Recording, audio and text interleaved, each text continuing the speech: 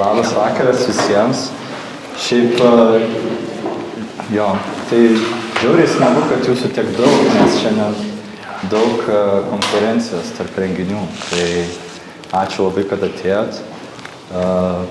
Paliksim šviesas truputį taip, nes geriau matysis skaidrės, tai tikiuosi visiems bus tvarkoj. Ir aš tiesiog, kadangi renginys vyks anglų kalba, tai aš tiesiog pereisiu prie anglų kalbos. So, hello everyone. I'll just say probably for everyone who is an English speaker the same thing, that we are so happy to have you because there's just so much competition tonight with all the events. But I guess, yeah. And I recognize some of you from yesterday as well. So it's a real pleasure to welcome Peter Osborne, who needs a little introduction, but I'll still do a little introduction. So thanks for coming and being with us at the Contemporary Arts Center. And this is part of the 2-lecture series, which is organized together with Venice Academy of Arts and Lithuanian Academy of Music and Theatre. Peter is a professor of modern European philosophy at Kingston University, London, and founding director of the Center for Research in Modern European Philosophy. And for more than 3 decades, he also served as an editor of Radical Philosophy. And his work has been foundational for philosophical approaches to contemporary art, as you very well might know. And among his many books are The Politics of Time, Anywhere and Not at All, The Post-Conceptual Condition, and Crisis as Form. Some of the books we have actually at the reading room, so you can also get acquainted if you are not already. And his essays have appeared in After All, Art Forum October, New Light Review, and many others. And he has written for major art institutions worldwide. And today's talk, Contemporary Art as Historical Art, Avowals and Disavowals of History in Venice and Ukraine. So I think we are all very intrigued. So please join me in welcoming Peter Osborne.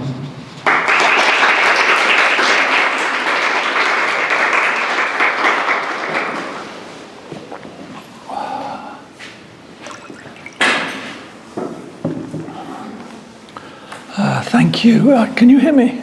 No? Better? Yes. Yeah. If you can't hear me at the back, wave, and I'll try and improve my voice. Thank you again, Avowals, and thank you for this institution for hosting me. This talk is kind of in 2 parts. There's some quite general theoretical reflections at the beginning of the talk, probably the first third, maybe more. And then I move on to a discussion and a contrast between the way that history is represented or was represented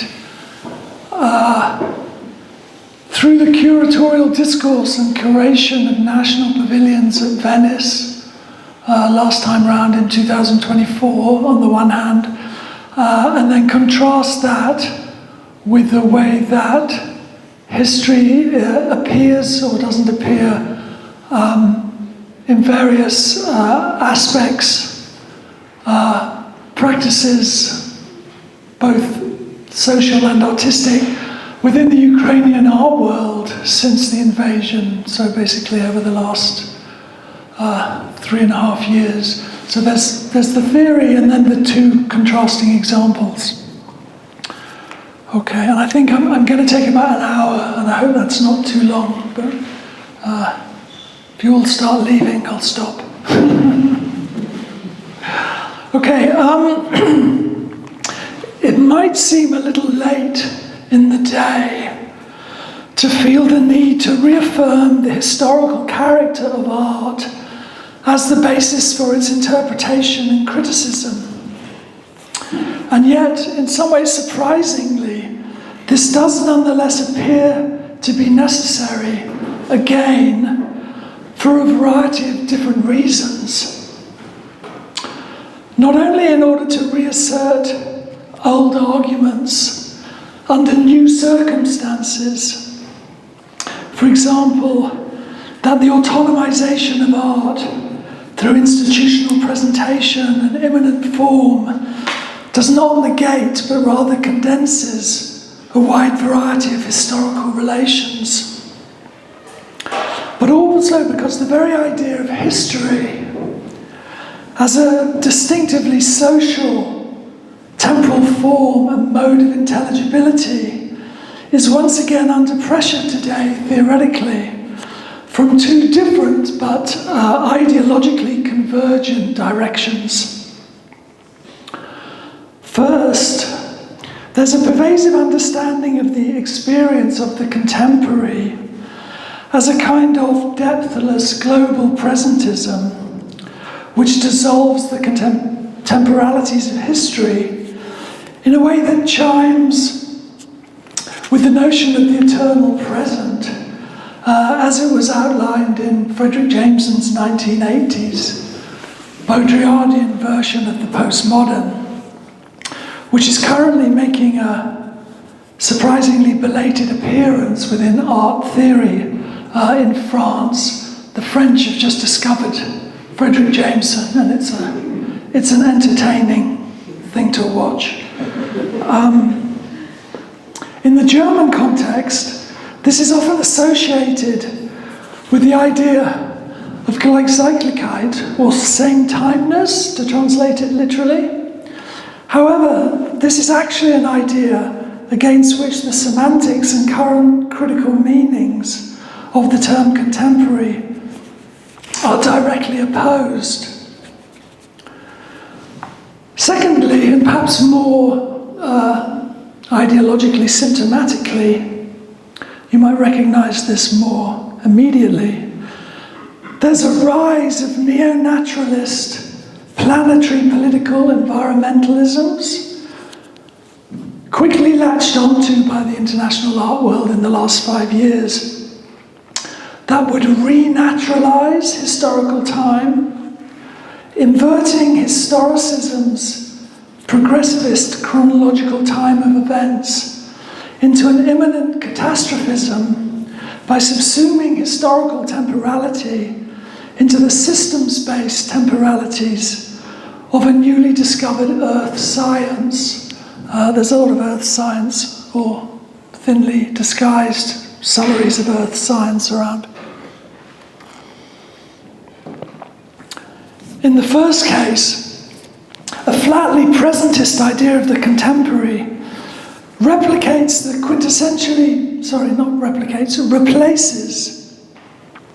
quintessentially modern critical notion of qualitative historical novelty with a globally expanded but merely chronological sense of up-to-dateness, effacing the qualitative novelty of the temporal structures of a globalized contemporaneity. In the second case, the naturalized chronology of 19th century historicism is expanded to a speculative geological scale, often as part of a broader and more primal neo-naturalism that aims to undercut the concept of nature itself ontologically as an objectivized realm of human action, replacing it with something like Earth or the terrestrial. Although these two aspects of the argument, namely the temporal one and the ontological one, are generally in contradiction to each other. In the context of art, the dehistoricization associated with the flat or art world every day, same timely concept of contemporaneity, that is, in my view, mistaken idea that contemporary art is contemporary because it inhabits or lives within the same time as its viewers by virtue of having been produced within a chronologically common time. This is a thinking of time as some kind of container, grounds the convergence of two things. Firstly, a capitalistic valorization of the present as the site of the latest and thereby supposedly the best, that is to say, the most technologically advanced artifacts. With second, a critically discredited but still ideologically pervasive conception of art as a purely aesthetic presentation or presence. And so these neo-naturalisms provide the ground for this, in my view, reactionary recovery of a pure aesthetic. In this respect, traditional broadly Kantian aesthetics flourishes in the sales categories of art auctioneers across the two categories of contemporary and old masters alike, which international art fairs increasingly push next to each other, side by side, in the same market space, classicizing the contemporary and contemporizing the classical, as it was put at one point by the Pushkin Museum in Moscow. This is not because the presentist idea of the contemporary denies the chronological particularity of such works. Their chronologically flattened up-to-dateness or antiquation, respectively, have their own values, legitimated by the historicism of the mainstream of the discipline of art history. Rather, it's because the presentism of this art world everyday idea of the contemporary essentially denies the relevance of the historical meaning of the present to art judgment. It abstracts art judgment from all definitions of the historical present. This is the central issue here. The relevance of specific meanings of the historical present, or particular structures of historical temporalization, to the critical experience of art. So the question of contemporary art as historical art that I'm concerned with here does not primarily concern the general historical character of art as a social product, or indeed of a contemporary art which takes historical events in the restricted sense of historical as a reference to past events as its thematic content, nor is it about updated practices of historical representations of traditional genres, such as history painting, for example, although that is related to the question of thematic content. The question of contemporary art as historical art that I'm interested in is the question of the specificity and distinctively historical character of a still globalizing contemporaneity, of which currently highly visible reactionary nationalisms are not outside of, but are indeed an essential constitutive part. So I don't want to read these recent reactionary nationalisms as sort of end of globalization. They're not end of globalization. They are precisely globalization. They're produced by globalization. They're what globalization currently means.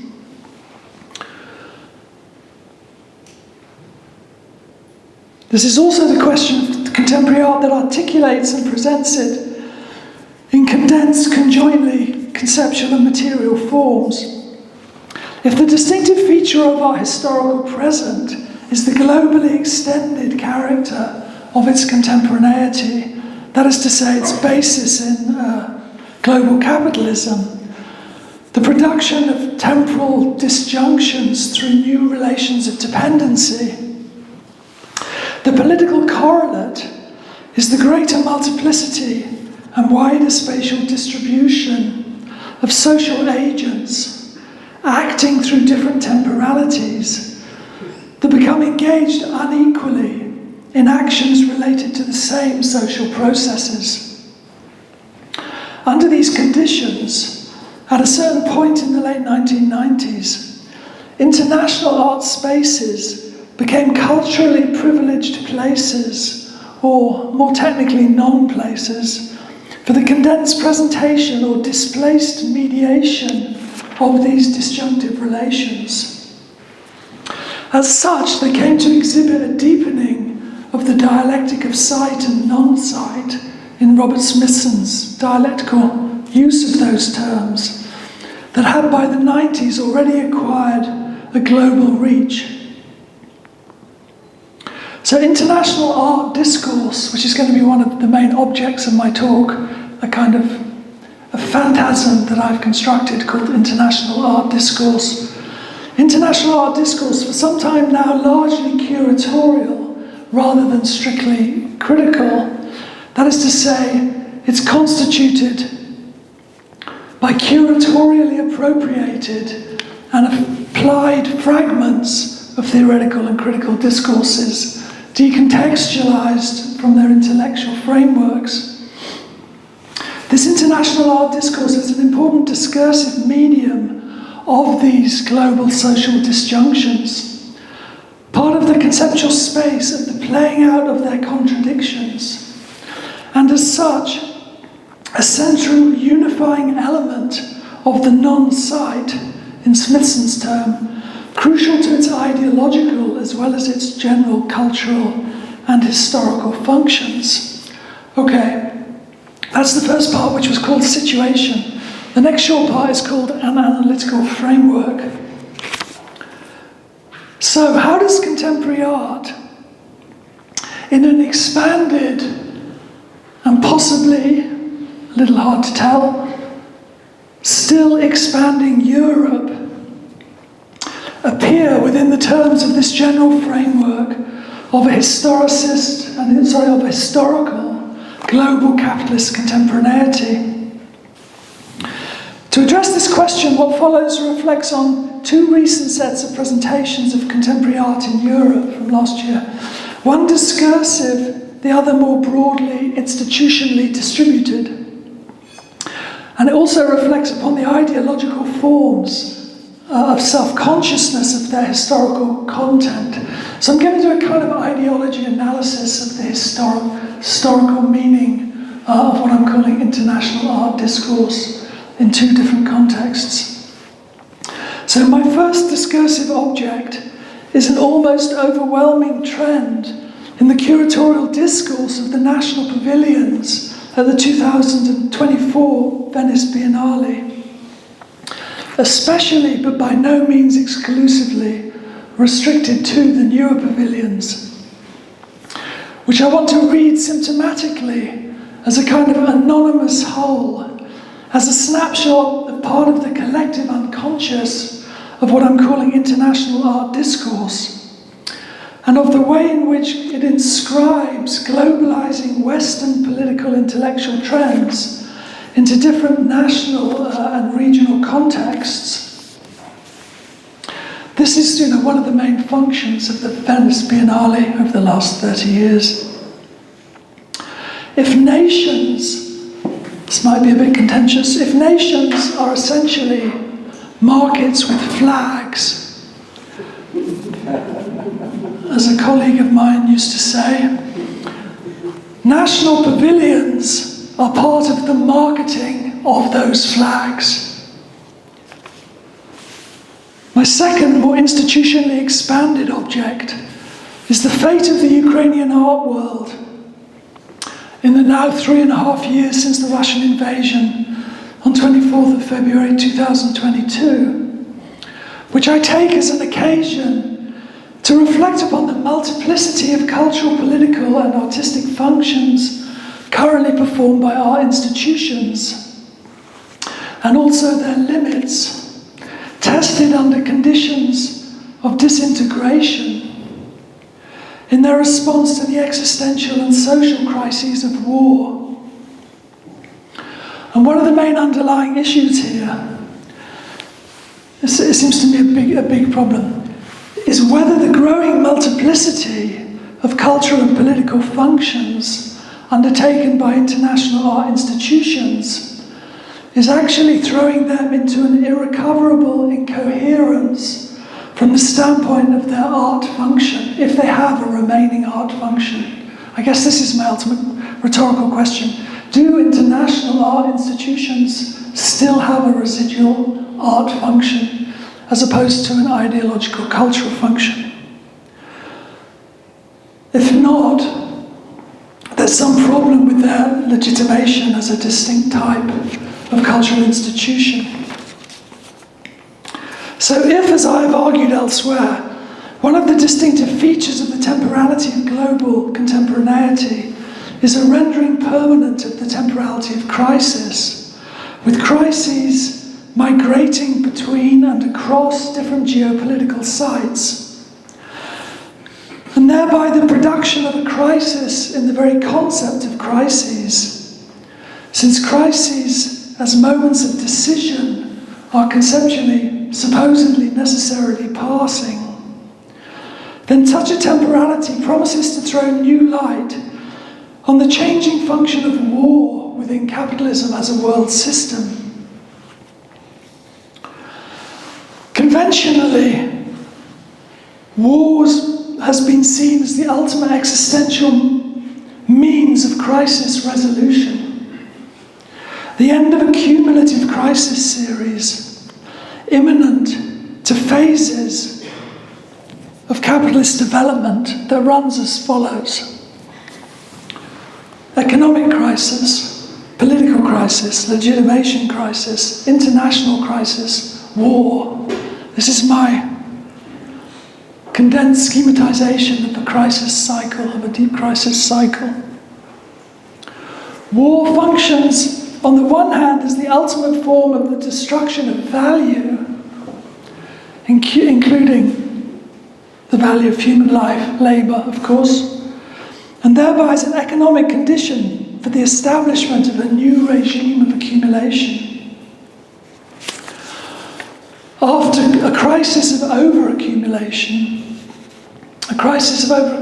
from which we still suffer, ironically, hence the various fractions of international, private and state capital which are circling around the zones of destruction in Ukraine, in Syria and in Gaza, in anticipation of the bounty of reconstruction, rendered explicit in Trump's economically transactionalist reduction of American foreign policy, in which the peace process is essentially the process of the economic maximalization of the outcome for the USA, irrespective of all other factors.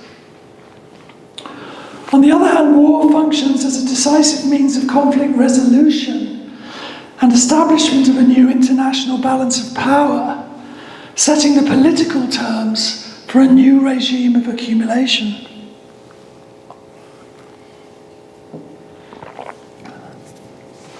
However, just as the global management of the financial crisis of 2008-9 merely extended the terms of that crisis via technical economic measures such as quantitative easing, rather than establishing the basis for any new regime of accumulation.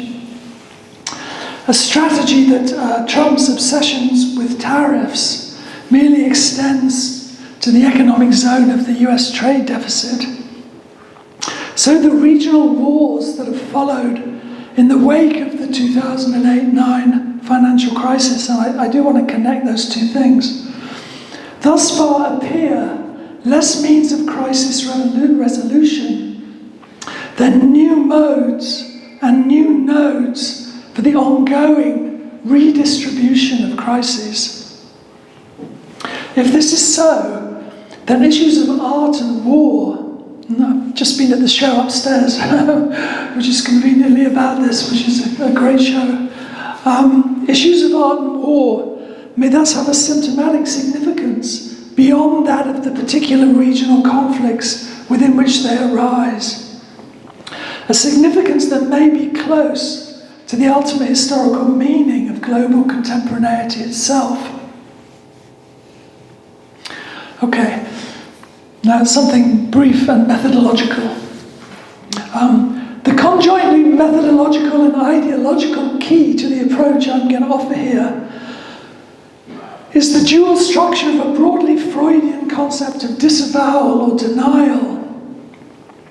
That is to say, disavowal as at once an avowal and a disavowal of what is avowed, or a disavowal through avowal. Here, I'm talking about avowals and disavowals of history. whereby particular historical representations function as disavowals of their own historical content and meaning through the very form of the avowal. So I think someone just let on the light, but it's okay. I think so, yeah. It's a bit shockingly visible. So I'm taking the concept of disavow from Freud, but in a manner which sheds it of its specifically Oedipal significance, which it acquires in Freud's original 1925 account of the castration complex, in which Freud wants to trace disavow back to anatomical sex difference. And it's a kind of extremely unsuccessful and unconvincing argument, so we can get rid of that. But not to thereby shed it of its fetishistic consequences. I take it that the reality that is to be denied and thereby requires a displaced projection of its investment into some other object, in other words, the fetish, need not be the absence of a penis, but could involve a variety of other psychically unbearable features of social relations, in a manner much closer to Freud's own later and final generalization of the concept at the end of his life. So in Freud, you may be familiar with this, there's a clear distinction between disavowal and repression. I'm going to do some ABC Freud here for one page. Repression for Freud is an inner directed suppression of expressions of the id. Okay? And it leads to neurotic symptoms because what is repressed expresses itself in a displaced way through neurotic symptoms. However, in disavowal, it's part of external reality, not any inner directed psychic representation that is denied. So unlike repression, disavowal is not neurotic. Rather, for Freud, as a denial of a part of external reality, disavowal tends towards the psychotic, which is more of a problem. In other words, there's a blockage in the activity of the reality principle, leading to projections and particularly hallucinations. So as a double structure, according to Freud in his later account, disavowal splits the eye between two different forms of defense. Basically, anxiety and fetishistic displacement of the object into a place of phantasmatic fulfillment. This place of phantasmatic fulfillment is that of alternative ideological constructions of the disavowed object. Okay. Here, that object is history, understood in its fullest sense of that term within the present. What is being disavowed then, I want to claim, ultimately in the instance I'm going to discuss, is the historical structure and effects of contemporaneity itself. So the argument is basically going to go that there's a certain art world concept of contemporaneity, the function of which is to disavow the historical structure of contemporaneity. The means of this disavowal, that is to say the fetish, is the artwork, of course. The artwork is the site of disavowal, but also, of course, the artwork thereby as the site of possible interpretive recovery of the process of disavowal. Disavowal of the historical content of a contemporaneity that it nonetheless cannot help but articulate while also disavowing. So this double structure of acknowledgement and denial of history, denial through a particular misrepresented acknowledgement of history, characterizes the ideological structure of a hegemonic element of what I'm calling, somewhat loosely, international art discourse, okay, which is my phantasmatic construction. This is not this is important, this distinction, why I introduced the distinction between repression and disavowal. This is not about the repression of memories and the use of art to recover repressed memories. That is to say, it is not about trauma and memory work as we know it from the historical political discourses of the last 50 years. Initially, of course, centered on Holocaust remembrance, but quickly generalized by the concept of genocide and other studies of the political suppression of remembrances of political violence, right? And this is still a strong curatorial trope today in international art discourse in relation to history.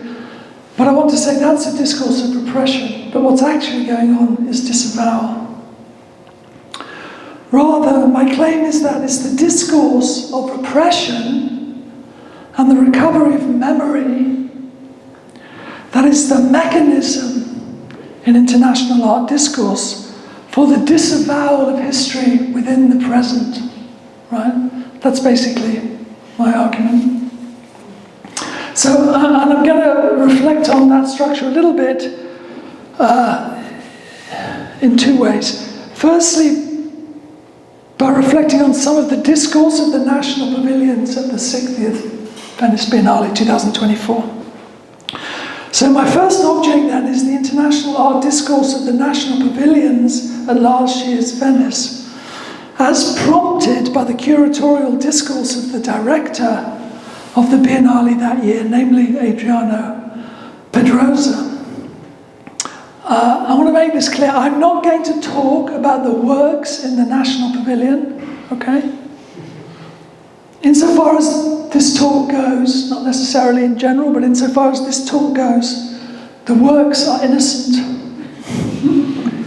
I'm talking about the curatorial discourse. Except when I get onto Ukraine, I will just say something about two of the works in the Ukrainian pavilion, but that's not in the context of Venice, that's in the context of Ukraine.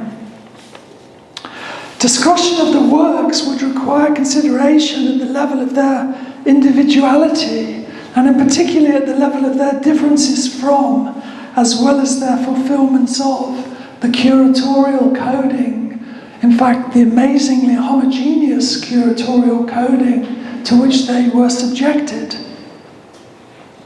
There were particular instances, I think, where there was a big gap between the strength of the work and the weakness of the curatorial coding. Particularly thinking about the Danish pavilion, Rise of the Sunken Sun, which I think contained a lot of extremely strong work and a lot of extremely weak curatorial discourse that didn't really manage to grasp it. Here is the discursively over-determining effect of the curatorial codings that I'm interested in. Most of the common ideological effects of the curatorial discourse of the national pavilions in 2024 in Venice stem from the way in which, quite surprisingly, the way in which the curators of the national pavilions responded directly to Pedrosa's doubly appropriated Biennale title slogan. That is to say, the slogan Stranieri Ovunque, or in the English version as they translated it, which is perhaps not the best translation, but they translated as foreigners everywhere. That's the English language translation. I can see why they did that, I'll explain in a minute, but yeah. So what most of the curators of the national pavilions did was pick up this slogan from the title and transpose it into generally post-colonially coded national contexts. So essentially all new post-war national contexts were self-consciously auto-coded as post-colonial. Now, as we know, the slogan, "Foreigners Everywhere," was doubly appropriated by Pedrosa. He took it first from the neon work by the French artistic collective Clairefontaine, who produced it as the result of a commission by Pedrosa from a previous exhibition in Berlin. So it was a sort of Berlin, Brazil, sorry. It was a sort of move from the Brazilian context back into a European context. But more interestingly, it was originally appropriated by Clairefontaine, as people are probably aware, from its source, which was to say the Italian anarchist collective of that name, which campaigned against xenophobia in Turin in the early 2000s. It's that original political context which gives meaning to the translation of foreigners. That is to say, the slogan was already artistically pre-appropriated. That is to say, it was decontextualized from out of the context of left political organisation against xenophobia and racism towards migrants in Europe, before being recontextualized within another decontextualized context, namely the Venice Biennale, by becoming the name of a biennale explicitly focused not on work about migrants, but on work from the global south, and indigenous art in particular. Because the foreigner/stranger, which might be a better translation, as such, was broken down by Pedrosa, this category, into three particular subjects, which he said were the objects of his curatorial concern. And the three objects, people who've been to Venice will be familiar with this, were on the one hand the queer, cross-coded with strangeness via the Portuguese term estranho, which can be used in that double sense. Secondly, the artista populaire, or what in English sometimes gets, and sometimes misleadingly gets called the outsider artist, the non-institutionalized artist, often the patient of a mental institution in its origins. And thirdly, the indigenous. So these were the kind of privileged foreigners. Within the national pavilions, the slogan was further transformed via its extension to a multiplicity of new contexts, turning into something like a general notion of otherness. So in this sort of expanded context, foreigners everywhere turned into something much more general, like otherness everywhere. That was the effective meaning of the title across the show as a whole. So Pedrosa's title thereby became a relay for the production of an open-ended, affirmative discourse of otherness, articulating political codings of difference in a wide variety of regional and national contexts. Okay, and that was its, I think, its most productive and, if you like, positive function. That was that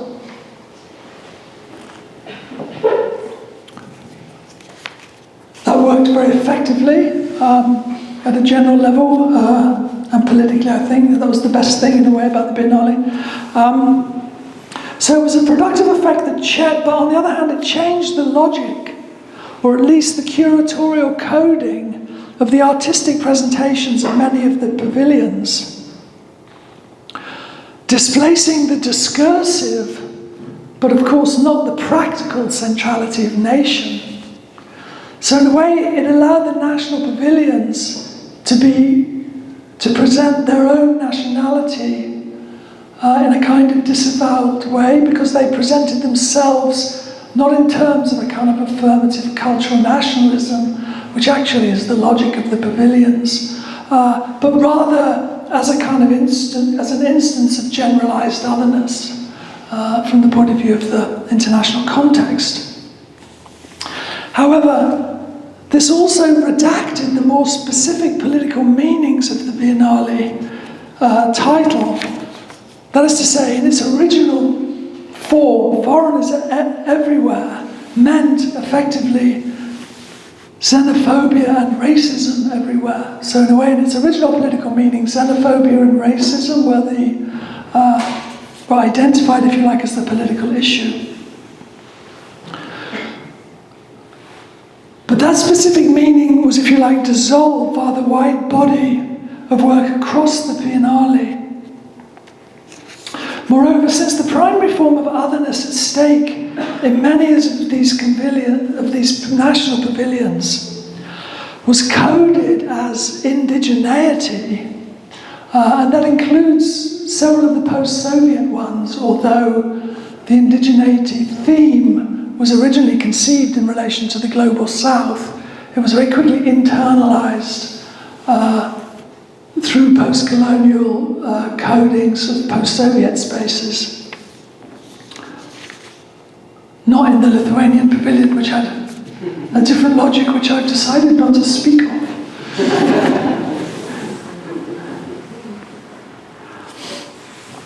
Since the primary form of otherness at stake in many of these national pavilions was coded as indigeneity, a form of social difference that is precisely not that of foreignness. This is where things get really confusing, right? Indigeneity can't really be presented as a form of foreignness in its formal political meaning, since it was the settler colonialists who were the foreigners, not the indigenous, right? So you can see how the political logic has become inverted through the association of general forms of otherness being identified with each other. For the indigenous communities whose land-based political claims the discourse ostensibly wanted to support were affirmed as foreign or strange to their national contexts, without reflection on the actual historical foreignness of the non-indigenous national citizenry whose political legitimacy was presupposed and reproduced by the institutional structure of the national pavilions. This made the, in some ways, extraordinary claim that Pedrosa made in one of his interviews around the time of the opening of the Biennale. It was actually the interview in Frieze magazine, where he says quite explicitly, and in some ways shockingly, the Biennale has been decolonialized. Right, which was an amazingly strong claim to make. It made this claim highly problematic, especially since its primary institutional function was to introduce a geographically wide-ranging body of indigenous work into the levels of the international art system itself, both museum and gallery. Right? I mean, one might have said, not that the Biennale has been decolonialized, but that the indigenous has been biennalized, would have been a better description. It was interesting, for example, in response to the Biennale, the Tate Gallery in London, surprisingly hadn't done this before, immediately set up an indigenous art acquisitions fund, right? That was the market meaning, if you like, of that Biennale. The curation made a great deal of the fact that many of the artists in the two main sites, indeed including Claire Fontaine, had never previously been shown at the Venice Biennale. In fact, it was mentioned each time in every single one of the artists' biographies on the wall where it applied, which was the vast majority of cases, as if an appearance at the Venice Biennale alone represented artistic success. But of course it declined to indicate how many of the indigenous artists who were shown had already spent many years in the lower levels of commercial gallery systems, right, mainly being ignored. That's to say, the indigenous did not come from out of some pure indigeneity. It came out of the gallery system, right, where the concept of indigenous art was constructed in the 1970s. This was disingenuous and indicative of a bad conscience about the failure to address the problematic category of indigenous art itself. At the same time, queer strangeness was frequently and directly not just cross-coded but identified with a generic indigeneity through the unifying generality of the otherness of the everywhere, robbing each of its specific difference in a discourse close to that of the now, ironically, imperiled corporate management of diversity, which abstracts from all differences between differences. This implicitly grounded social division and conflict in the present, if it was presented, which wasn't very often, as the consequence of a naturalized culturalism, familiar from recent so-called neoclassical anthropologies that are restoring the structure of colonial anthropology with a reversal of values, but with no transformation in its dehistoricization and depoliticization of the constituent temporality of the indigeny producing anthropological encounter. That is to say, the category of the indigenous is the product of the anthropological encounter. If you like, it's a construction of the anthropological encounter. It's not something that was lying around and discovered. It's produced by colonial anthropology. And no reflection on the contradictory roles of the construction of indigeneity in the historical present were offered. Rather, this discourse places indigenous rights in the past to be negotiated with those of a separate, more embodied present. Although, of course, that present, that hegemonic present itself comes from the same indigeny-producing colonial encounter, right?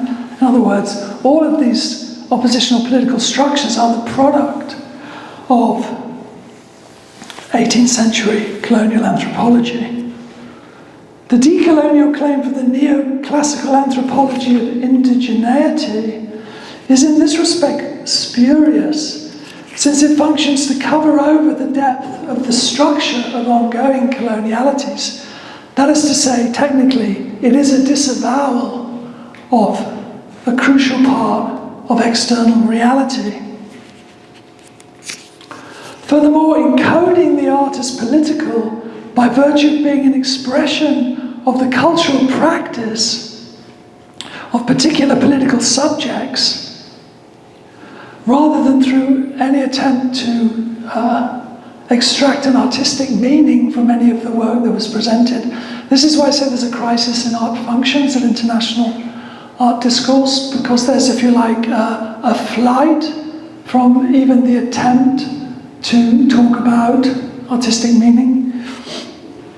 These curations instituted a return of conventional modes of subjective expression and symbolism as forms of art interpretation, often alongside early 19th century romantic literary and linguistic strategies of nation building and a foregrounding of quasi-mythic narrative in the form of stories as devices for the legitimation of identities, and very frequently the affirmation of so-called utopian futures. The last couple of Venices actually have been kind of awash with vaguely described utopian futures. In fact, the art world is awash with vaguely described utopian futures, I think. I think it's the air of the art world at the moment. This fusion of a naturalized nationalization of indigeneity with the ethics of romantic liberalism covered over, thereby disavowing the actual sets of antagonistic social relations constituting the political forms of the supposedly sovereign nations within which indigenous communities find themselves in the present and in relation to which they're invited to make claims on rights. Okay, so I'm now just going to give you just a few anonymized phrases from the national pavilions, because international art discourse is a phantasmatic construction of the speech of the unconscious of the art world. It doesn't come in any particular, it's not identified with particular subjects. I mean, I'll give you maybe 6. There's a good game, you can try and guess which is which. It will be familiar. Okay, these are just some of the things that the curators said were occurring in the pavilions. So these are 6 separate pavilions. These are the first 3. These are 6, the first 2 belong to the same pavilion. 6 separate pavilions in which the work was really radically different. And here's just some of the descriptions of the work. It'll be familiar to you, this sort of thing, right? We seek alternative stories, attuning ourselves to the voices of fragile cultures that can reveal the untold tales of utopian worlds. That first one is, for me, right, metonymic. It condenses the entire discourse into one phrase. They could have kind of cut and pasted it for all the national pavilions, in a way. The artists create their own universes. Charged with symbolic meaning, the constituent parts of the work come together in a web of association, references, and stories. Note, there's a lot of stories. Evoking a sense of heaven and earth and of their bonds with nature. Heaven and earth's bonds with nature. Thoughts turn to the cycle of life. In its most severe form, the critical interpretation of the anonymous collective unconscious of the thematic curation of the national pavilions, in its response to Pedrosa's prompt, could be summed up in this way. So here's my cruel statement. Yeah. This is a vast machine for laundering present and enduring effects of the capitalistic historical content of colonialism through sentimental affirmations of the cultural memories of an indigeneity constructed without relation to its effective present historical actualities.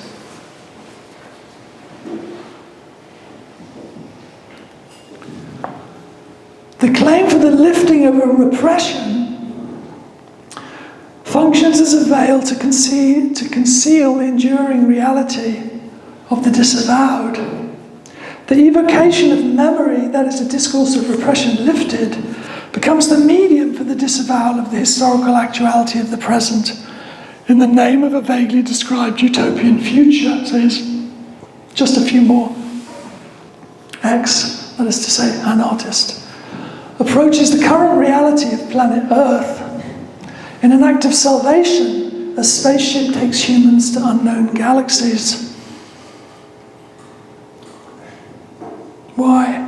Alludes to a decolonial or post-colonial condition which the historically suppressed or rendered silent and invisible now emerges. Where it now emerges, claims its space and asserts its voice. The work embodies the artist's ethos of acceptance and love. It extends the space of catharsis to all of us.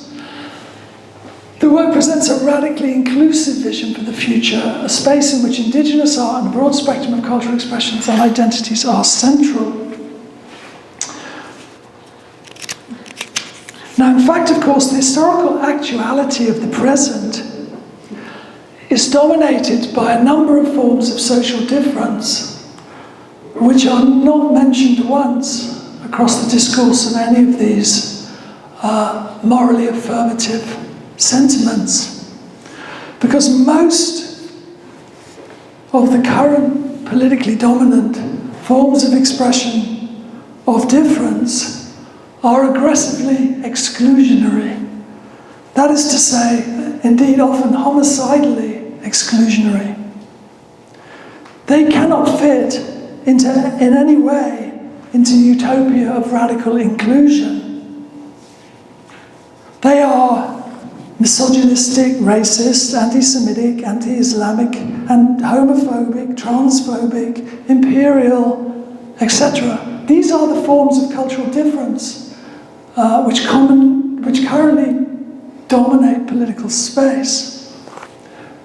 None of this was in fact mentioned at the Venice Biennale's celebration of the radically inclusive utopian future. The actuality of these positions and practices disappears into the misty background against which the ethical utopias of varieties of pre-colonial otherness, now recoded as decolonial, stand out in their resistant ideological self-sufficiency. The historical character of the present disappears, disavowed by ethical discourses of repression lifted, which claim to mark it within a cosmopolitan extension of a restored European art fetish of the aesthetic, in which the indigenous is the most prized object. Okay? This is essentially an 18th century discourse, right? Okay. Enough about Venice. How are we doing? I need to speed up. I have a few more pages and I can end early. Okay, I want to contrast that disavowal of history at Venice, which was so striking, with just a few fairly obvious reflections on what happened to the Ukrainian art world after the invasion, on the basis of the idea that history, if you like, marks the effectivity of the historical character of the contemporary situation in Ukraine. So the actual content here will be familiar, I'm sure, to many of you, so I'll go over it quite quickly. So if we turn to Ukraine, where the return of an aggressive Russian imperialism in the geopolitical guise of national defense reveals the fragile and conditional character of sovereignty as a political imaginary within global capitalism. As I once argued some years ago at a Biennale in Kyiv, much to the annoyance of many people present, Ukraine, along with a lot of other nations, acquired sovereignty at a moment in history in which it has no effective economic political existence. Right?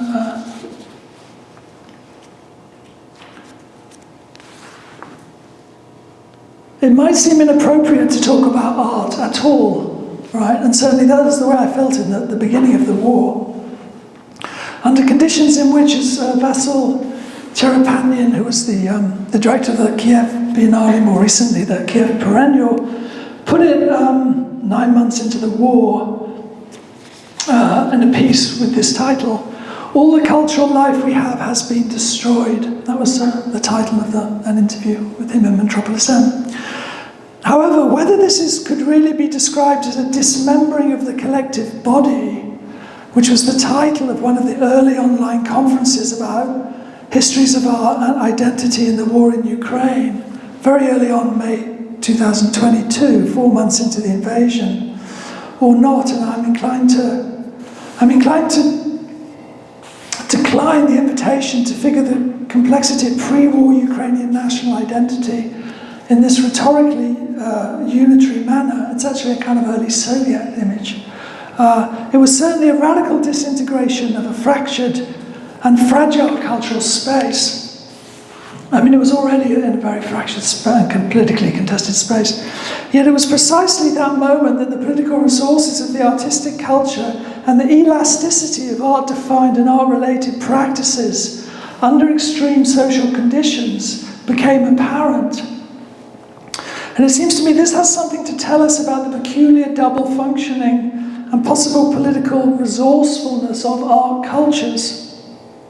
So if we look at what happened in Ukraine to art institutions and art cultures over the last 3 years, 9 months, I think basically you can periodize it like this.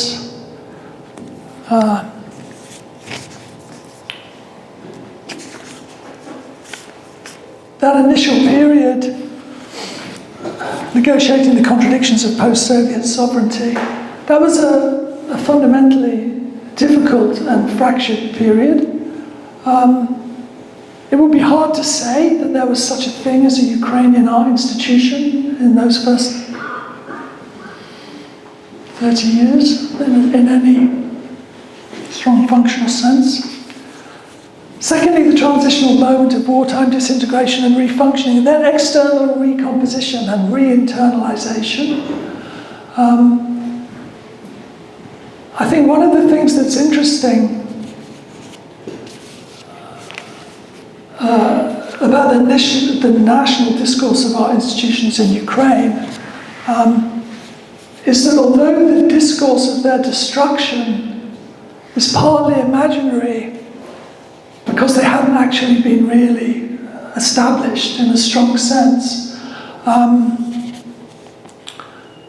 their actual destruction by the war ironically functioned to create them. So, if you like, the recovery from the destruction of something that didn't really exist brought into existence the thing that was trying to be destroyed. Right? I think this is the sort of dialectical logic of this process.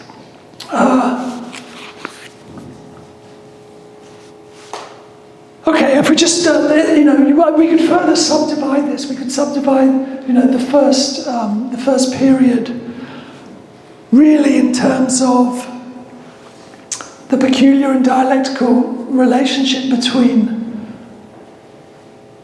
a national art culture that was emerging out of the artists' union, initially with a kind of euphoria of male sexual liberation. When I first went around artist studios from the Artists' Union in Kiev in 1995, you simply couldn't move from enormous nudes that could have come out of Playboy in the 1970s, right? That was a kind of a sort of explosion of the repressed among the male members of the Artists' Union. There was a kind of awkward but dialectical relation between that moment on the one hand and the kind of the arrival of the Soros money in 1993 and the founding of the Soros Center for Contemporary Art in Ukraine in 1995. That first period closed in 2008 when the Soros Center was given over, as was always planned, to from international to national director. It didn't survive that long after that, but it did morph into a funding organisation. The second phase really is the attempt to kind of I'm going to say this in crude terms, local oligarch wants to play art world moment, really, with the Pinchuk Art Center in Kiev in 2006, which was really the attempt which had a more direct funding support for Ukrainian artists in the context of an international art situation than Soros ever did. But it was done purely on the basis of a market-based approach. So the cost, if you like, the cost of funding was you had to play the market, and if you didn't play the market, in a sense, you weren't going to win. That was the second phase.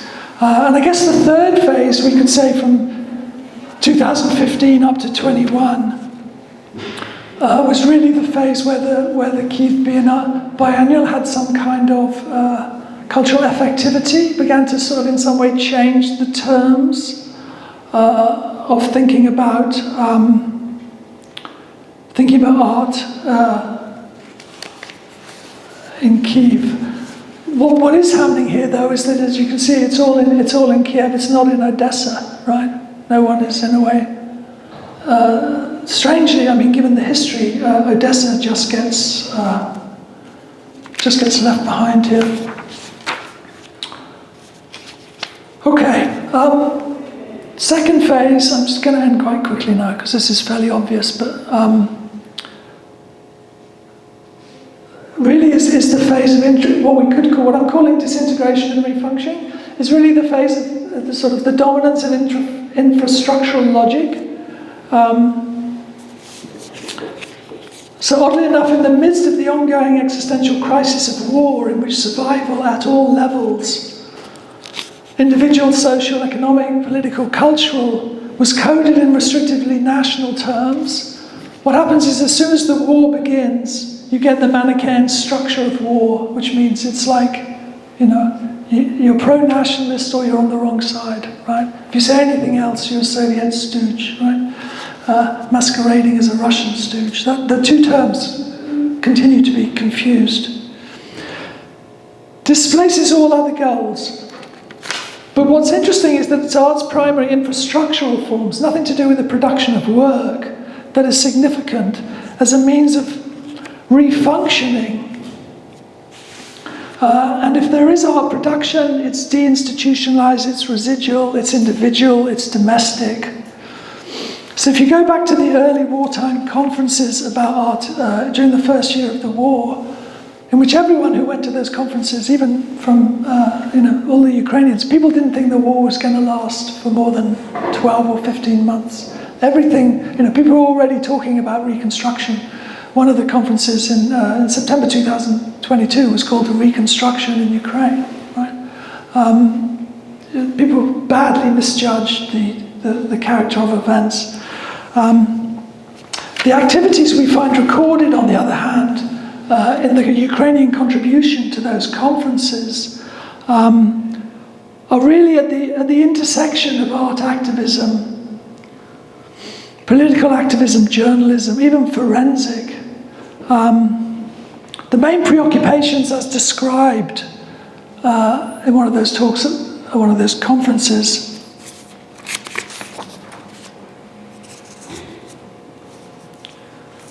This is Oleski Kuchansky at the collective body Dismembered conference, right? He says this is what artists now do. They document war crimes, they evacuate collections, they set up residences for cultural workers from other regions, they engage in propaganda, social documentation, infrastructural refunctioning of media networks. Okay, I mean, this, in other words, these are the primary art activities. So the art world became significant as the location of a set of social resources and the focus of a community, rather than any kind of independent production. There was independent production, but as I've said, domestic, self-consciously, small scale, and also often ideologically contentious. I'm just going to give you an example of just a couple of things that were made in the first 9 months of the war. Well, actually, one sort of was made immediately before the war, and the other in the first 9 months of the war by Anna Pilapuik and Volodymyr Shipolnikov. And I'm showing you this because it was a little contentious for some people. Okay, so this is an artist book, essentially an album, which recreates the dream world of early Soviet life in Ukraine. From found photographic self-portraits depicting the everydayness of a now wholly imaginary, shared Russian, Ukrainian, Soviet political culture. Right? This is a moment about which it's no longer possible to speak politically in Ukrainian contexts without being denounced as a Russian agent. The extension of that culture is obviously now unthinkable. It's unspeakable and unthinkable for any foreseeable future.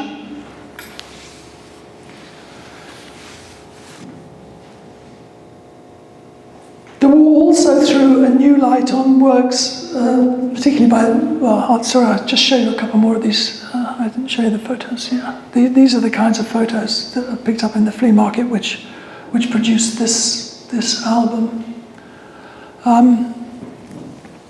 Interestingly, the work that they produced from a project that began in 2020, prior to the war, has a kind of retroactive, interesting meaning, because it's a work called Kiev Fortified Region, and it documents the remains of fortifications in the forests northwest of Kiev. And these are fortifications. Give me a couple of them. These are fortifications from the Soviet defense against the German invasion of 1941. In an area in which then, subsequently, the Ukrainian army found itself occupying to defend Kiev against the Russians when they invaded from the Belarus side in February 2022. So there's a kind of immediate sort of inversion of the meaning of these fortifications. When the photographs were taken, the idea was to document these pieces of landscape because of their anticipated disappearance due to rapidly growing residential suburbs merging with the forests and fields of the fortified regions in a process which is obviously now on hold for the immediate future. Okay, I was then going to talk about the Ukrainian pavilion work, but I think I've talked long enough, and I think some of you are probably familiar with this work, so I might end. I think you can. You think so? Maybe add. You think you can live with 2 more pages? I'll just talk about one of these works. Yeah, I'm sure some of you are familiar with this. Okay, this final stage, one can also divide out this final stage, I think, into, that's to say, 2023 to 2026, into sort of 3 sub-stages. The first one that I've already mentioned, in a way, is the way in which the Kiev Biennale went into exile in autumn 2023, and became an 8-city multinational program, subsequently extended and renamed as the Kiev Perennial, with its first instantiation last year. That was February to June 2024, centered on Berlin, which took up the experiences of war into a transformed, if you like, international art institutional format. This is the kind of reconstruction in exile side, which has subsequently been expanded into the much more extensive multinational format of the current perennial with large shows in Antwerp and elsewhere. And it's interesting that the Vassal, who's always run the Kiev Biennale, has now been announced as the director of the next Berlin Biennale in 2027. So I think that would be a very interesting show to see how he, if you like, mediates his Ukrainian interest with that more general curatorial function. The second, in a way, key moment are two works in the Ukrainian pavilion at the Biennale. The one that was playing when you came in, the citizen invasion film, which was played on one side of the space, and this work here by the Dosliev pair, Leah and Andrew, who at the time they curated this, they were students at Liverpool University, so they were part of the exile. What was interesting about that show, I haven't really got time to talk about it, but there was quite a clear dialectical relation between internal and external forms of representation. So on the one hand, you have all this kind of factographic, everyday, social media documentary footage in a very kind of raw way, which you just play for very long periods. And on the other hand, you have this very carefully staged work about the construction of the social identities of the Ukrainian in their host country and the forms of labour that were acceptable and not acceptable for them to perform. And so these are, if you like, Ukrainian character types being played by actors. These aren't Ukrainian exiles, they're people being played by actors. And those of you who saw, will you remember that the soundtrack is the soundtrack of the director directing the actors on how to be appropriately Ukrainian according to their designated character stereotype, right? So it's a clearly constructed scenario. Okay, so those are the external moments. The moment of internalization begun in itself in an important but quasi-alienated form, in the form of the US corporate philanthropy-funded multi-platform program called Factura 10 that was staged in Kiev and Liev last summer, with related events in Warsaw and New York, produced under the auspices of Ribbon International, which is a kind of made-up brand for the US-based Ukraine Foundation, which was a philanthropic capital fund, interestingly set up jointly by Pinchuk and the Schmidt Foundation. Schmidt, the particular Schmidt in question here being the founder of Google, whose main current activity is building American drone factories in Ukraine.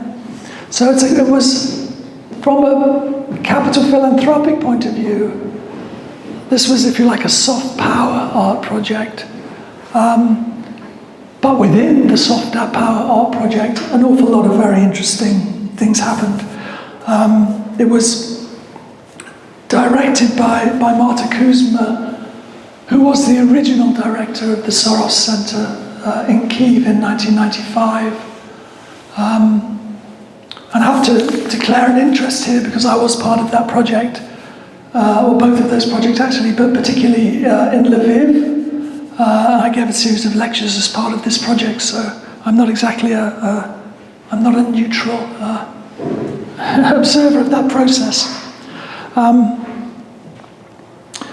What's at issue here, what I really want to say, and I'm going to close, is really the contrast between the dynamics of this situation and, if you like, what you need to find out about Ukraine in order to understand it or in order to relate to it, relate to the work, and the general structure of the disavowal of history that I take to dominate a curatorial discourse in Venice. So if we look at the middle of the third stage of external recomposition and re-internalization, the Venice Pavilion, the Ukrainian Pavilion in the Arsenali, we see how the experience of war and its immediate existential, social and political consequences cuts through the structure of disavowal and imposes a confrontation with external reality. Right? And this is something which, in a way, contemporary art has been fleeing in many ways for some years now, a confrontation with external reality.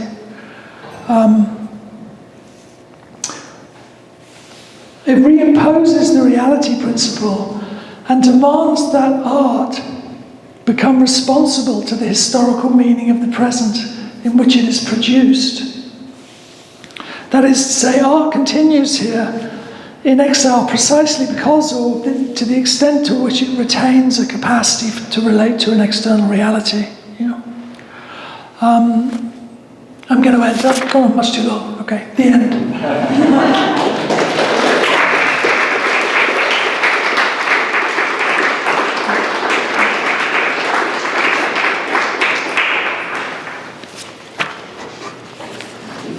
Thank you so much. We could have light. We could even have light. I mean, dramaturgically, it was really cut off. I mean, so there are just so many of us again today. So don't hesitate to raise your hand if you have any questions. And actually, maybe someone of you who are leaving, maybe you could turn on the lights. Turn on the light as you leave, as opposed to turn off the light as you leave.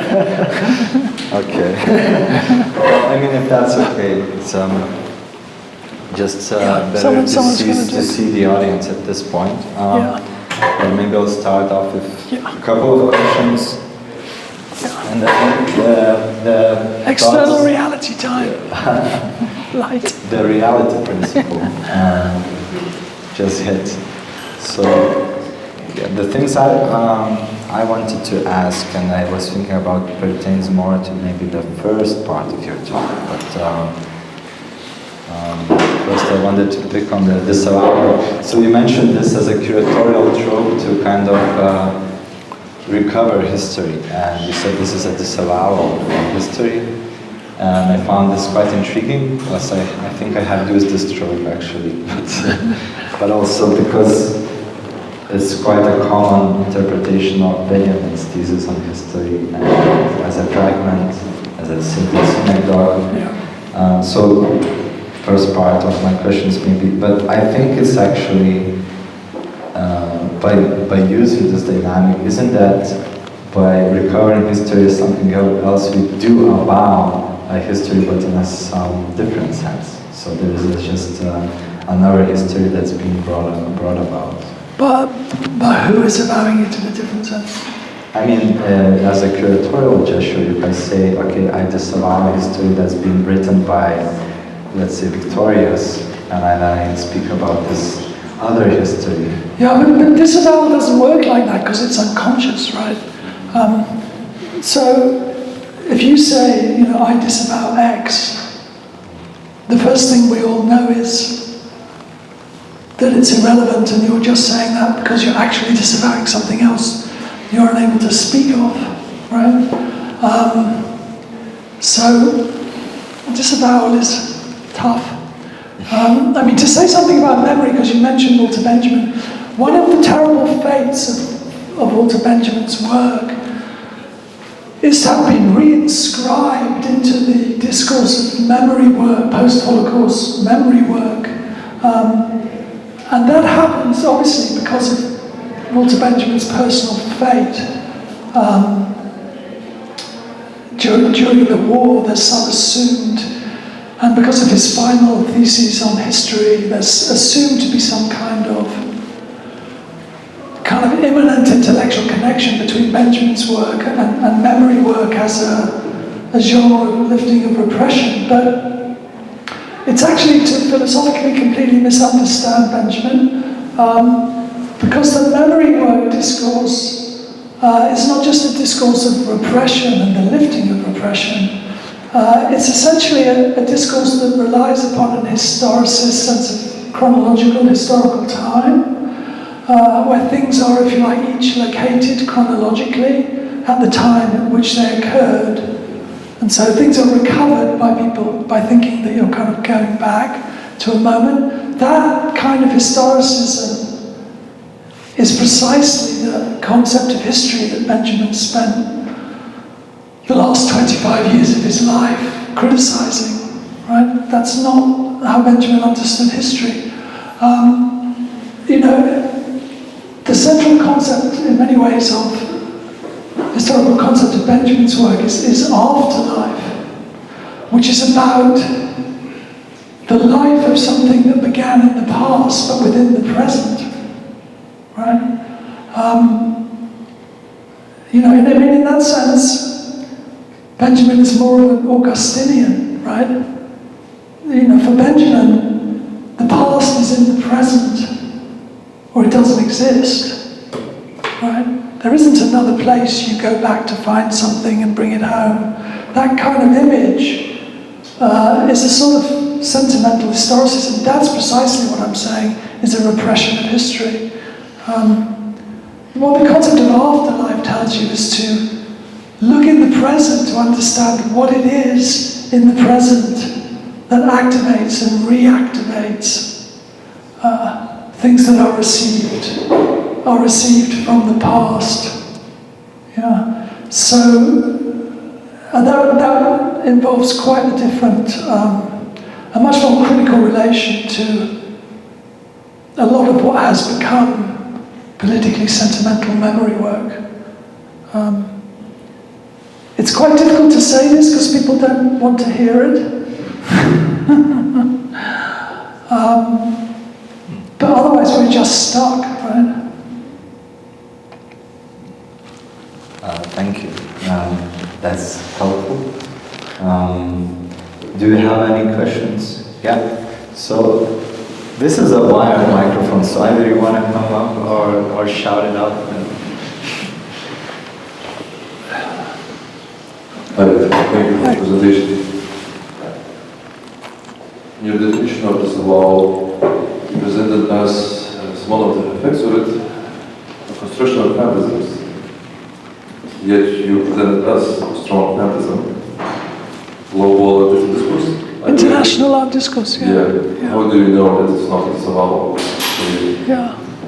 Well, I guess this is the point at which I make the distinction between unconscious and conscious fantasies. Okay? I'm talking about what I claim to be an unconscious fantasy. And in order to talk about it, I'm producing, if you like, a consciously phantasmatic construction. But my construction is no more phantasmatic than any other theoretical concept. Thank you. I mean, in a way, just because it became part of the discourse, like right now, even in this hall, it already has its own transience and functionality. So it's not a phantasm anymore. We participate in this phantasm of yours now. Yeah, but it's still a phantasm. We can participate in the phantasm. It's okay. Right. So yeah, if you have any... Oh, okay. Paul, go ahead.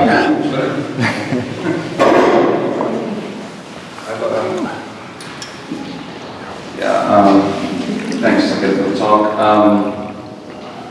My question is regarding, again, skull, but let's make it a little bit more literal and talk about, because when Freud talks about the fetish, I think he says some amazing point where he says, like, these people, they don't seek help because they're satisfied. Yeah. And you sort of presented sort of that the disavowal that sort of critically looking at it, you can somehow uncover sort of way out maybe through this sort of memory recovery sort of discourse. No. But then is there some sort of... No, memory recovery discourse is is the disavowal. Memory recovery is the mode of disavowal. Basically the fetish. So memory becomes a kind of fetish. Yeah, memory discourse is the fetish here. So, but then if the... And people are very satisfied with it. Exactly. So how do we kind of... Yeah. What is the critical work? What's the method to sort of... You mean how are we going to confront curators with external reality? Analysis maybe. That's a tough job.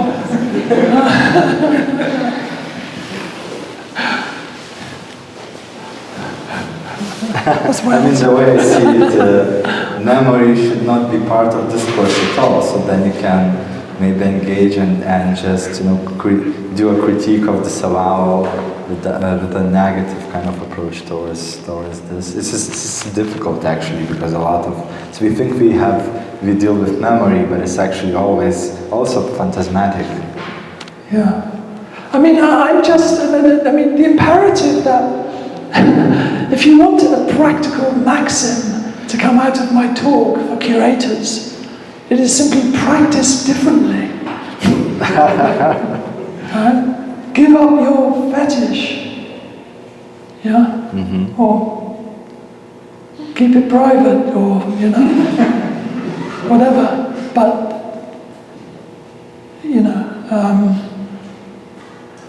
this is out of everyone's control. It's to do with institutional conditions, right? When institutions like Venice, in some sense, so reward people, right, for using a certain kind of discourse, then curators will do it. I mean, it's the same relation in some ways that artists have to have with the market, right? If the market insists you to produce certain kind of art, you end up having to produce a certain amount of that art in order to live. But then doing that takes up so much of your time that you end up not producing any other art, which was the reason for doing it in the first place, right? That sort of dynamic of that coercive dynamic of the market on artists is replicated in a way in the institutional dynamic in relation to curators. But there's a different political difference because everyone in some way knows that the market is a bad thing, right? But they know they have to do it anyway. But what's peculiar about this curatorial discourse is it's so self-satisfiedly politically kind of moralistic, right? It's so sure that it's the good guy, right? That it becomes completely blind to what it's actually doing. Yeah. That's the problem. Yeah, Tadas?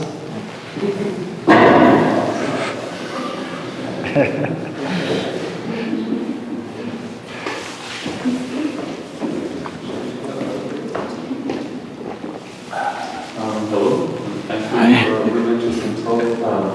I'm sorry, I'm the third guy in the row to ask about the Disavowals. Interested in that.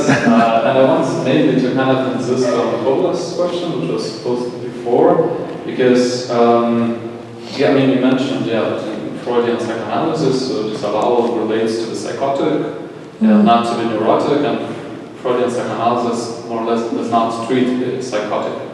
So then, like some other later maybe strains of psychoanalysis, like the Kleinians, the object relations theory, and all those, they kind of do try to relate to that. So I was wondering, I was trying to kind of insist on this question, like, what is to be done then in the field of critique, and could it maybe relate to some later forms of psychoanalysis, post-Freudian, and another like very small also aspect, like because you did give an answer, like in a sense of like confrontation with reality, maybe mainly that was the idea. And I was just wanted to ask you to maybe elaborate on that a bit, like how can it happen? Because with the case of the war, I mean, you showed it very nicely, but also like which was apparent as well in the talk, that it can have the opposite effect as well, like with war discourse, like instrumentalization, I was just wondering about that thing. Yeah. I don't think my answer is going to be very optimistic or helpful here. I think if we, well, the question is how far shall we take the psychoanalytic analogy? If we take the psychoanalytic analogy a bit further, which I hadn't necessarily intended to, as you said, that there's basically two different approaches here in kind of post-Freudian psychotherapy to psychosis. They're the kind of optimistic post-Freudians who think they can meaningfully talk to psychotics, right? Who think, Freud didn't think that there was any point in talking to psychotics because the denial of reality was such that there was no effective dialogue, transference wasn't possible. The optimistic post-Freudians think you can talk to psychotics. They can only really believe that by having a very weak concept of the unconscious, right? That's the point at which via object relations theory psychoanalysis dissolves into generic psychotherapy or something like that. The unconscious ceases to have a kind of sufficiently thing-like ontological reality. So I wouldn't go that way. The funny thing is that if you think about the kind of libertarian anti-psychiatric tradition in anti-pharmaceutical originally tradition in anti-psychiatry of the 60s, 70s and 80s in England, France, Spain, Italy, the US. The thing that is shocking to people now is that the people who are associated with those, so say Jean-Henri Adlebor people assume because they have J.D. Lang, they have Lang as their model of anti-psychiatry, something which is radically libertarian and actually doesn't believe in the unconscious at all. But the people who are actually doing it, and this is true even of Guattari, right? They continued to believe in electroshock therapy. They never gave up electroshock therapy, right? And people were always stunned by this, but then they got very angry when people criticized them for it because they didn't understand. And so Uri would say something like, certain patients with certain kind of psychosis, right? They say things like, there is just this barrier to reality, and we just have to give them electroshock therapy to blast away the barrier. And when we've done that, then we talk to them, right? But there's no point in talking to them unless you do that. So, the extension of this analogy leads to the awkward question: what is electroshock therapy for curators?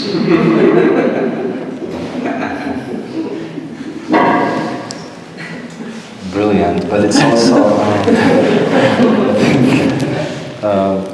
all the questions that emerge are actually almost ask for a positive answer to what an approach could be, but it's usually you get the negative one. Well, you see, I'm not in the job of giving advice to curators, right? I mean, that's not I don't conceive that as my function. Yeah. My function is to, produce a certain analysis and see if people can do what they will with it, right? I mean, I don't have any delusions of practical power.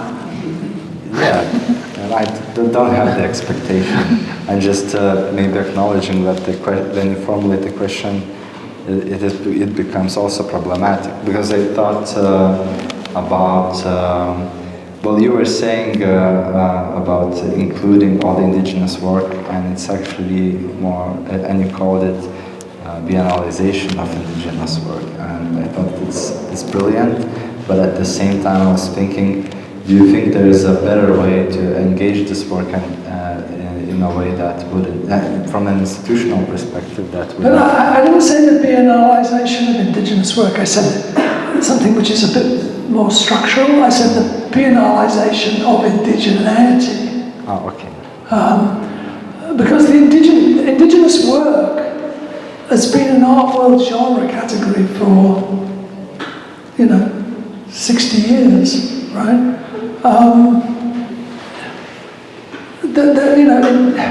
Indigenous work is in a way has already been biennalized, 50 years ago, as a genre category. It's funny because everywhere we look, we came across the same dynamic, right? Which is people trying to do something, but the conditions under which they're forced to do it means they end up doing something else, right?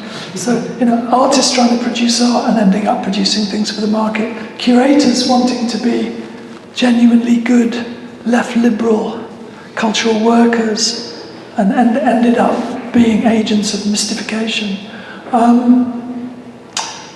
This is, indigenous artists, right, who are kind of in some sense doubly imposed, who have to try and produce work under the dual constraints of existing concepts of indigeneity to which they're subjected, and the existing concepts of indigenous art as a genre. There's a kind of double imposition, right?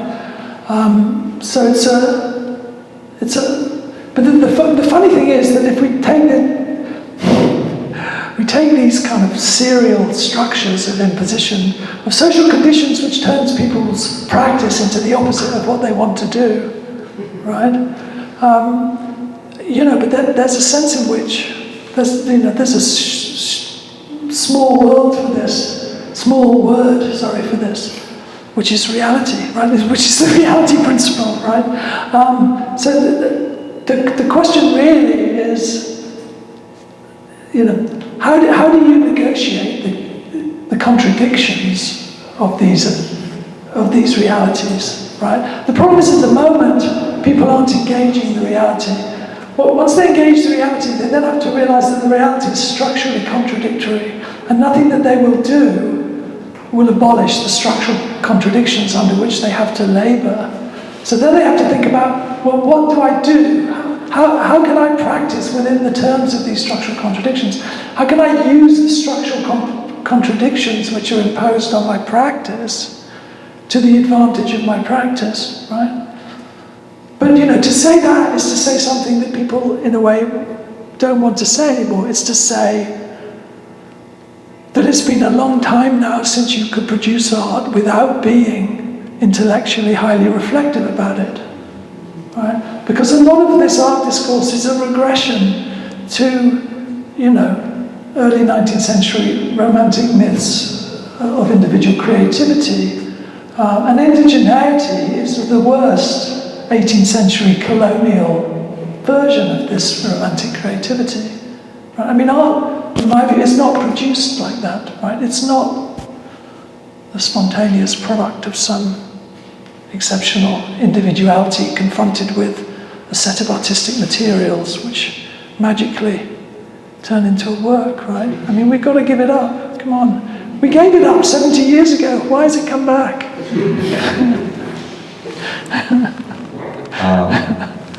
So I'll maybe just ask the last one, unless someone else wants to.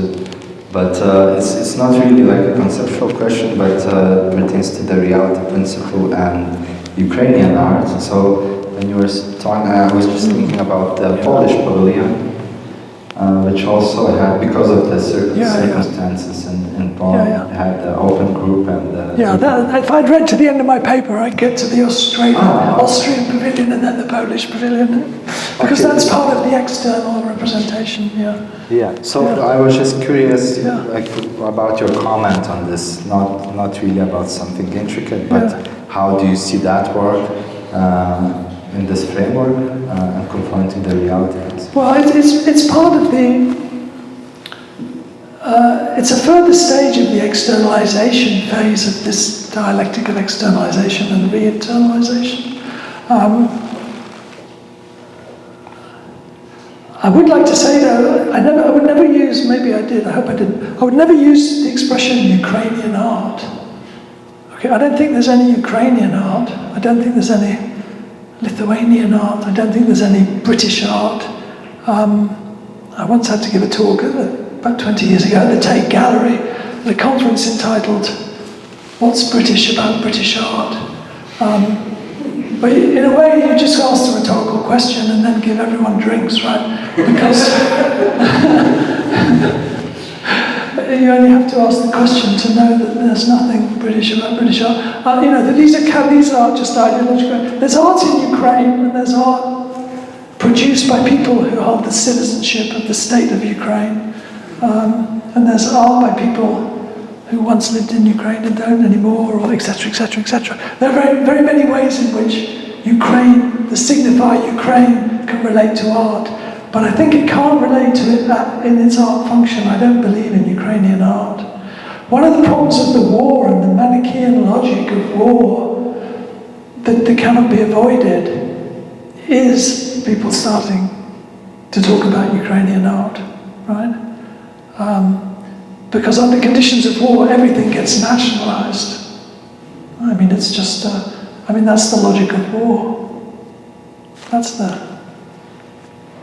trouble. I mean, by answering, you put me in an uncomfortable position, but because I agree. I mean, I use the expression, but I totally subscribe to the dynamic that you just outlined. I mean, I don't see, because you also have Ukraine in the title of your talk. I know that it has a difference, but So I mean, I would still be curious to I don't have Ukraine and art connected.